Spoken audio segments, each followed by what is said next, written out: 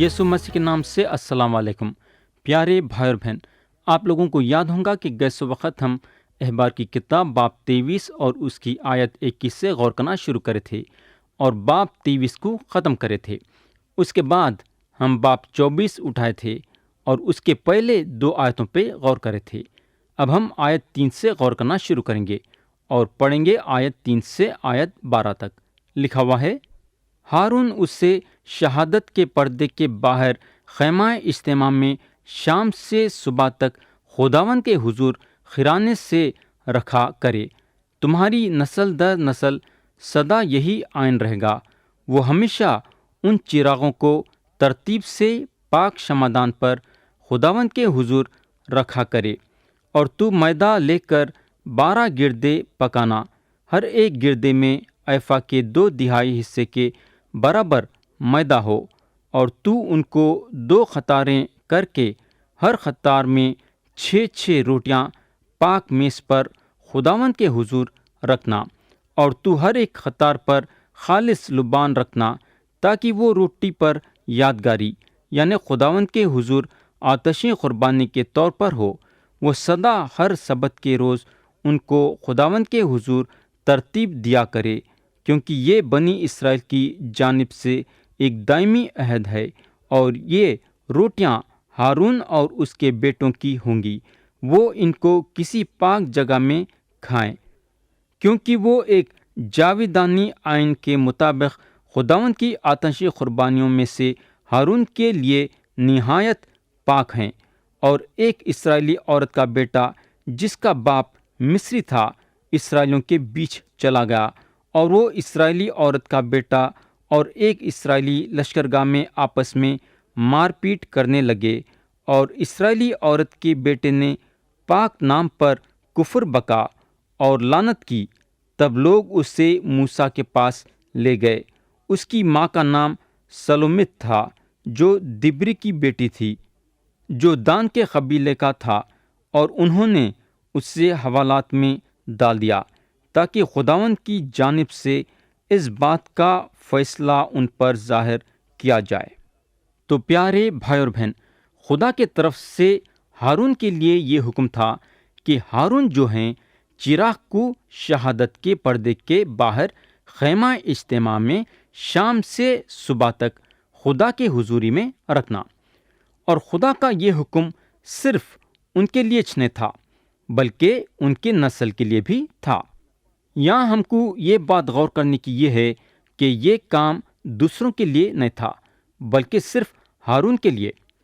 خدا چاہتا تھا تو اس وقت ہارون کے ساتھ ساتھ ان کے بیٹوں کو بھی یہ کام سونپ سکتا تھا، مگر خدا ایسا نہیں کرا۔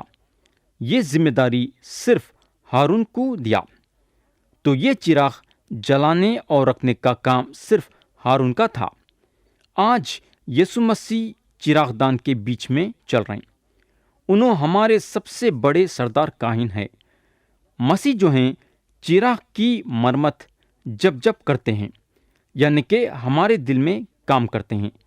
بعضی وقت مسیح کو وہ چراغ کو بجھا دینا پڑتا ہے جو چراغ زیادہ دھواں پھینکنے لگتا ہے۔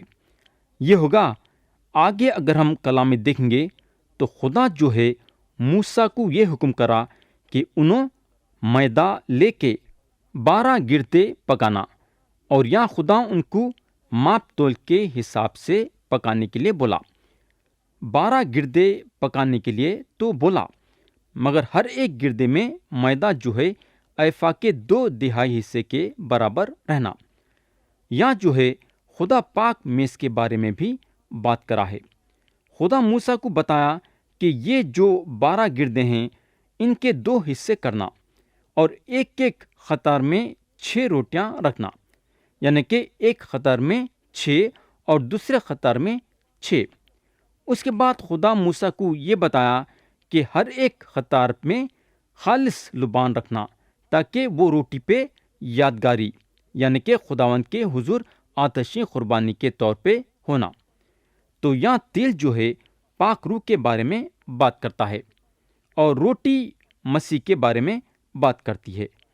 یوحنا کی انجیل باب 6 اور آیت 35 میں مسیح بولتے ہیں، زندگی کی روٹی میں ہوں، جو میرے پاس آئے وہ ہرگز بھوکا نہ ہوگا، اور جو مجھ پر ایمان لائے وہ کبھی پیاسا نہ ہوگا۔ یہاں جو ہے لبان کا بھی ذکر ہے، اور لبان جو ہے مسیح نمرتا کے بارے میں بتاتی، یعنی کہ مسیح نرم مزاج اور حلیم دل کے تھے۔ آیت 8 میں خدا کا کلام بتاتا ہے کہ یہ روٹی خدا کے حضوری میں اسرائیل کے طرف سے ہر وقت سبت با سبت رکھی جانا تھا۔ اور آیت 9 میں خدا کا کلام بتاتا ہے کہ یہ روٹیاں ہارون اور ان کے بیٹوں کے ہو جاتے تھے، اور ہارون اور ان کے بیٹے یہ روٹی کو کسی پاک جگہ میں کھانا ضروری تھا۔ کئی کو بولے تو یہ روٹیاں پاک روٹیاں تھیں۔ تو پیارے بھائی اور بہن، روٹی اور چراغ مسیح کے بارے میں بات کرتی ہے۔ یہ دونوں چیزیں مسیح کے طرف اشارہ کرتی ہیں۔ اگر ہم ان کی خدمت گزاری کرنا چاہتے ہیں تو ان کے پاس سے لے کے کھانا بھی ضروری ہے، اور جو بھی ہم ان کے لیے کرتے ہیں روشنی میں پاک روح کے ذریعے سے کرنا چاہیے۔ یہ ہوگا آیت 10 سے 12 میں ہم کو ایک واقعہ ملے گا، اور یہاں خدا ہم کو یہ سکھانا چاہتا ہے کہ کفر بکنے کا کیا نتیجہ ہوتا ہے۔ آیت 10 بتاتی ہے کہ ایک اسرائیلی عورت کا بیٹا جس کا باپ مصری تھا اسرائیلیوں کے بیچ میں چلے گا، اور یہ اسرائیلی کا بیٹا اور ایک اسرائیلی لشکرگاہ میں آپس میں مار پیٹ کرنے کو لگے۔ مگر آیت 11 یہ بتاتی ہے کہ یہ اسرائیلی کا بیٹا خدا کے پاک نام پہ کفر بکا اور لعنت بھی کرا، مگر وہاں جو لوگاں تھے اس کے یہ کفر اور لعنت کو سنے اور اس کو موسیٰ کے پاس لے کے آئے۔ یہ جو لڑکے کی ماں تھی اس کا نام سلومت تھا، جو دبر کی بیٹی تھی اور دان کے قبیلے کی تھی۔ مگر سوال یہ تھا کہ یہ آدمی کا فیصلہ کیا رہنا، یہ آدمی کے ساتھ کیا کرنا چاہیے، سمجھ میں نہیں آ رہا تھا، اور موسیٰ کیا کرے بولے تو اس کو حوالات میں بند کر دیے۔ انہوں چاہتے تھے کہ یہ آدمی کا فیصلہ خدا کے طرف سے ہونا۔ موسیٰ جو ہیں یہ ایک اچھا کام کرے، اپنے ہاتھ میں فیصلہ نہیں لیے بلکہ فیصلہ خدا کے ہاتھ میں چھوڑے۔ اگر ہم سوچنے بیٹھیں گے تو ہم کتنے بار جو ہیں اپنے سے فیصلہ کرتے ہیں، مگر یہاں خدا ہم کو یہ سکھانا چاہ رہا ہے کہ فیصلہ اس کے طرف سے ہونا چاہیے۔ آیت 13 سے 16 پڑھیں گے، لکھا ہوا ہے، تب خداوند نے موسیٰ سے کہا کہ اس لعنت کرنے والے کو لشکرگاہ کے باہر نکال کر لے جا، اور جتنوں نے اسے لعنت کرتے سنا وہ سب اپنے اپنے ہاتھ اس کے سر پر رکھیں، اور ساری جماعت اسے سنسار کرے۔ اور تو بنی اسرائیل سے کہہ دے کہ جو کوئی اپنے خدا پر لعنت کرے اس کا گناہ اسی کے سر لگے گا، اور وہ جو خداوند کے نام پر کفر بکے ضرور جان سے مارا جائے۔ ساری جماعت اسے خطائی سنسار کرے، خواہ وہ دیسی ہو یا پردیسی۔ جب وہ پاک نام پر کفر بکے تو وہ ضرور جان سے مارا جائے۔ تو پیارے بھائی اور بہن، یہ تھا خدا کا فیصلہ۔ خدا ایک پاک خدا ہے، اور اس کے نام پہ کفر بکنا یا لعنت کرنا گناہ ہے، اور خدا یہ بات کو نہیں سہ سکتا۔ خدا کے پاس اس کی سزا موت ہے۔ اب ہم آیت 17 سے 23 تک پڑھیں گے، جو کہ یہ باب کے آخری آیتیں ہیں۔ لکھا ہوا ہے، اور جو کوئی کسی آدمی کو مار ڈالے وہ ضرور جان سے مارا جائے، اور جو کوئی کسی چوپائے کو مار ڈالے وہ اس کا معاوضہ جان کے بدلے جان دے۔ اور اگر کوئی شخص اپنے ہمسائے کو عیبدار بنا دے تو جیسا اس نے کیا ویسا ہی اس سے کیا جائے، یعنی عضو توڑنے کے بدلے عضو توڑنا ہو، اور آنکھ کے بدلے آنکھ، اور دانت کے بدلے دانت۔ جیسا عیب اس نے دوسرے آدمی میں پیدا کر دیا ہے ویسا ہی اس میں بھی کر دیا جائے۔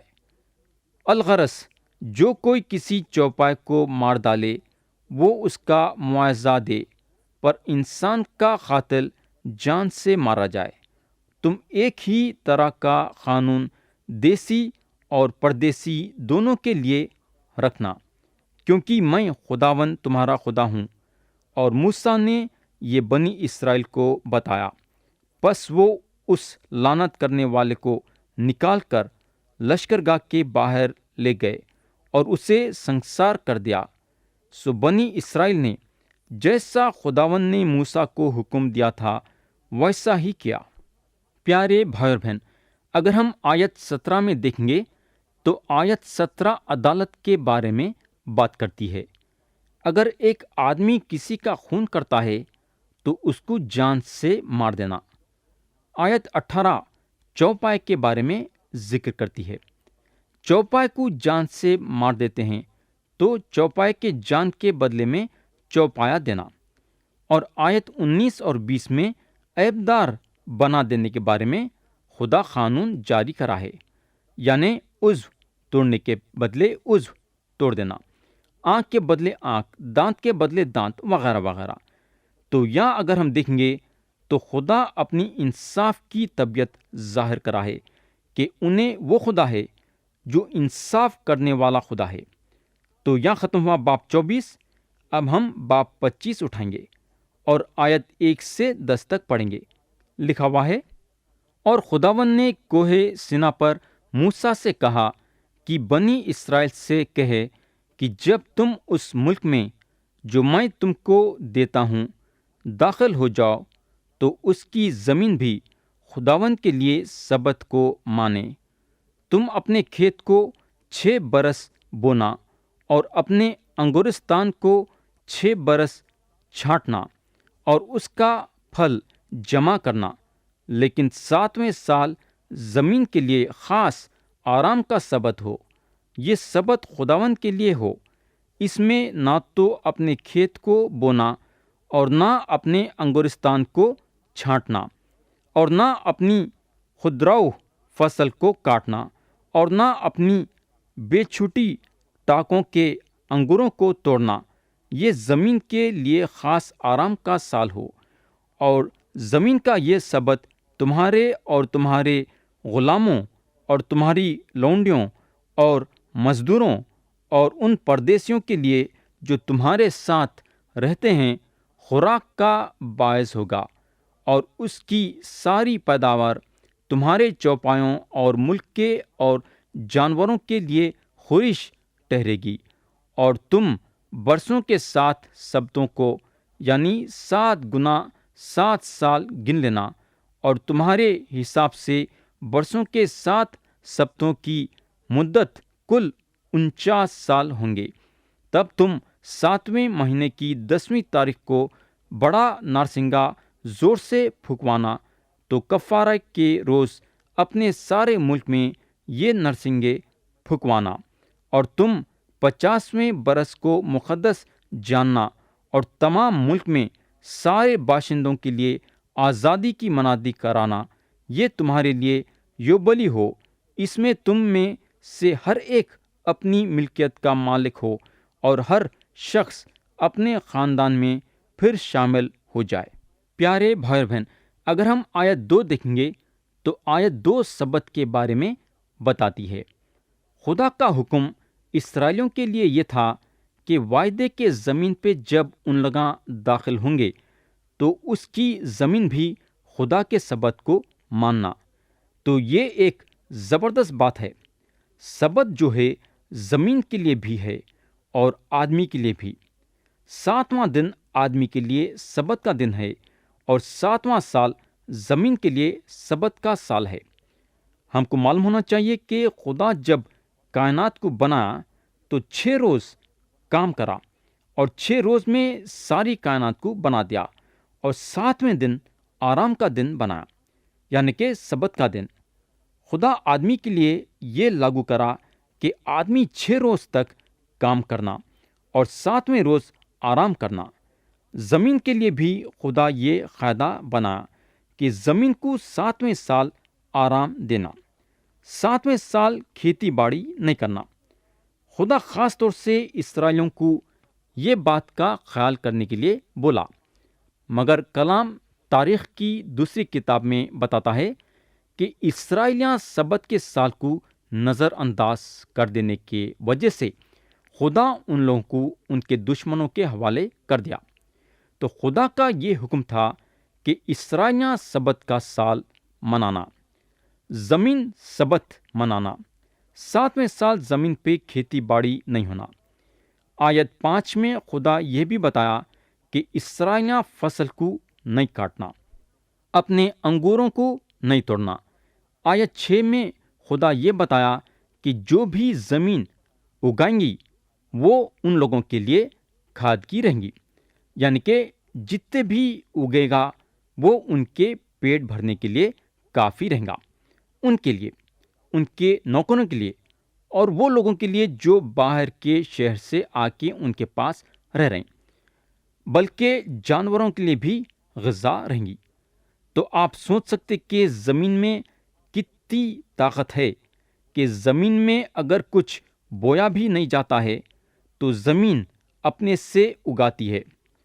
میرے بھائی، یہ کچھ بھی نہیں ہے بلکہ خدا کی رحمت ہے۔ یہاں خدا اسرائیلیوں کو ڈھیر سارے سبق سکھا رہا تھا۔ خدا ایک ہی وقت پہ زمین کا بھی خیال کر رہا تھا اور غریبوں اور محتاجوں کا بھی خیال کر رہا تھا، اور 7 سبت گنے جاتے تھے اور اس کی گنتی تھی 49 برس، اور اس کے بعد 50واں سال سال یوبلی کے طور پہ منایا جاتا تھا۔ آیت 9 میں خدا جو ہے نرسنگے پھونکنے کے بارے میں بتاتا ہے۔ 7ویں مہینے کے 10ویں تاریخ کو یہ نرسنگے پھونکا جاتا تھا، اور یہ کفارے کے روز پھونکا جاتا تھا۔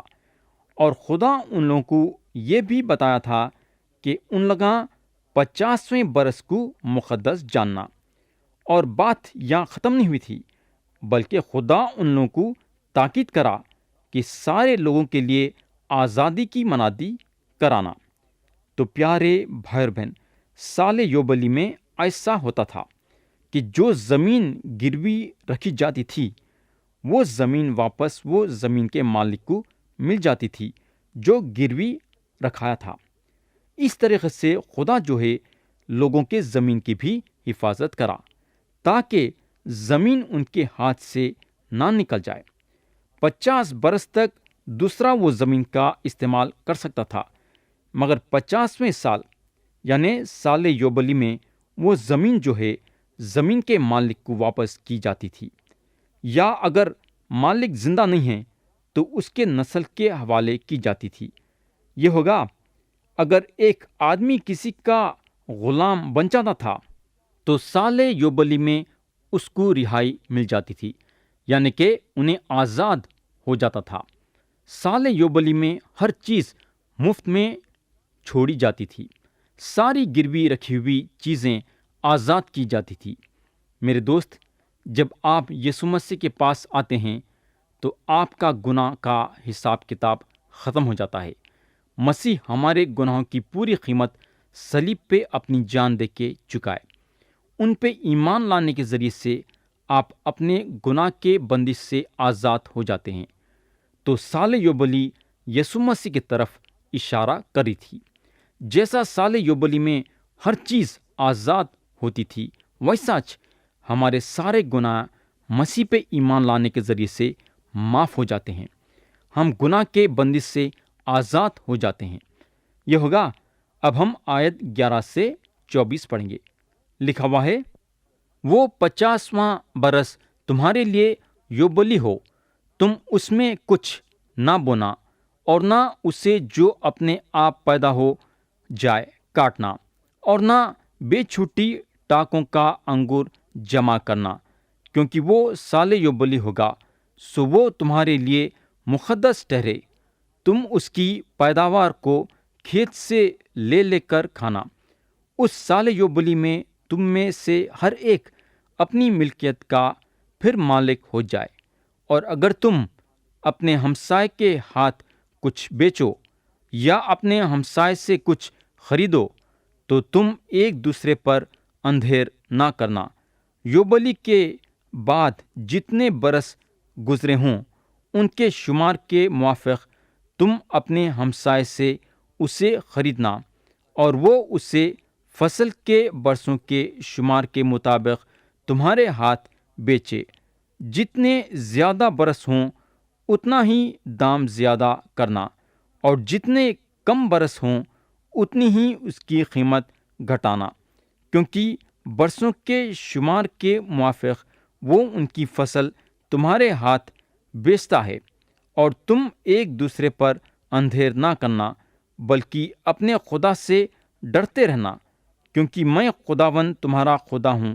سو تم میری شریعت پر عمل کرنا اور میرے حکموں کو ماننا اور ان پر چلنا، تو تم اس ملک میں امن کے ساتھ بسے رہو گے، اور زمین پھلے گی اور تم پیٹ بھر کر کھاؤ گے اور وہاں امن کے ساتھ رہا کرو گے۔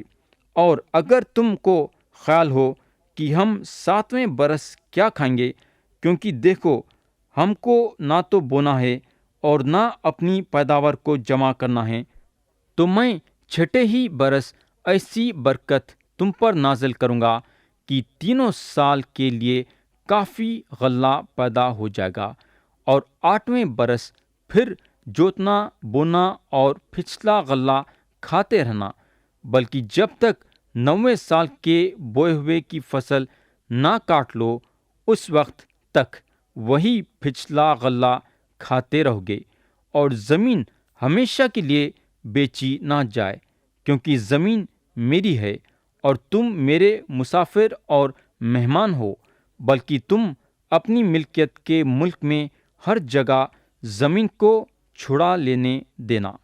تو پیارے بھائی اور بہن، کلام کا یہ حصہ یہ بتاتا ہے کہ جائیداد وغیرہ اس کو واپس مل جانا چاہیے جو جائیداد یا زمین کا مالک تھا۔ خدا کے طرف سے یہ ایک اچھا کام تھا۔ کئی کو بولے تو ایک آدمی حد سے زیادہ زمین حاصل کر کے امیر نہیں بن سکتا تھا، اور ایک آدمی اپنی زمین گروی رکھنے کے وجہ غریب نہیں بنتا تھا۔ زمین کا یا جائیداد کا بٹوارا برابر کا ہو جاتا تھا۔ جو آدمی زمین کو لیتا تھا اس کو سال یوبلی میں واپس کر دینا پڑتا تھا، یعنی کہ امیر ایک دم سے امیر نہیں ہو جاتا تھا اور غریب ایک دم سے غریب نہیں ہو جاتا تھا۔ آج کے زمانے میں اگر آپ اور میں دیکھیں گے تو ہم کو معلوم ہوگا کہ امیر امیر بنتے جا رہا ہے اور غریب غریب بنتے جا رہا ہے، کیونکہ زمین اور جائیداد ایک دوسرے کے پاس سے گروی کے طور پہ کھینچے جا رہی ہے۔ غریب کے پاس اتنی طاقت نہیں ہے اپنی زمین یا اپنی کوئی بھی چیز کو چھڑانے کے لیے، اور امیر اس غریب کے چیز پہ قبضہ کر کے اور بھی امیر بنتے جا رہا ہے۔ گروی رکھنے کے بعد غریب اپنے مال کو یا زمین کو چھڑانا بڑی مشکل کی بات ہے، مگر یہاں خدا ویسا ہونے نہیں دیا۔ خدا نہیں چاہتا تھا کہ امیر امیر بنتے جانا اور غریب غریب بنتے جانا۔ اگر انسان خدا کے قانون اور قاعدوں پہ چلے گا، یہ پکی بات ہے، تو خوشحال رہے گا۔ خدا کا بنایا ہوا قانون اور قاعدہ انسان کو کبھی نقصان نہیں پہنچا سکتا، بلکہ ہمیشہ فائدہ پہنچائے گا۔ یہ ہوگا اگر ہم آیت 25 سے 34 دیکھیں گے تو خدا کا کلام جائیداد چھڑانے کے بارے میں بتایا ہے، اور اگر ہم آیت 35 سے 55 دیکھیں گے جو کہ باب 25 کی آخری آیتیں ہیں، تو ہم کو یہ آیتوں میں آدمی کو چھڑائے جانے کے بارے میں بتایا گیا ہے۔ تو پیارے بھائی اور بہن، ہم احبار کی کتاب باب 25 کو ختم کریں گے، اور اگلے دفعہ ہم باب 26 اٹھائیں گے اور دیکھیں گے کہ خدا باب 26 میں ہم کو کیا سکھانا چاہتا ہے۔